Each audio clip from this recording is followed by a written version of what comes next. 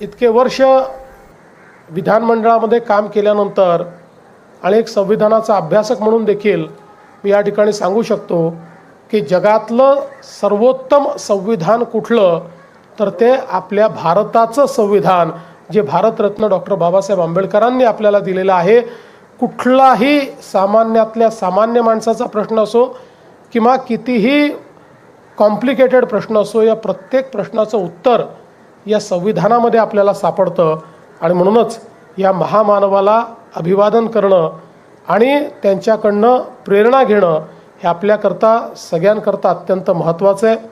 आजच्या प्रसंगी मी एवढंच सांगतो की आपण प्रयत्न करूया की आनंदराजजींनी मगाशी सांगितलं की काही अजून आपल्याला व्यवस्था केल्या पाहिजे, त्या व्यवस्था तर आपण करूच, पण पुढच्या आपल्या महापरिनिर्वाण दिनाच्या पूर्वी शक्यतोवर आपल्या इंदू मिलचं जे स्मारक आहे ते स्मारक पूर्ण व्हावं अशा प्रकारचा प्रयत्न आपण करूया।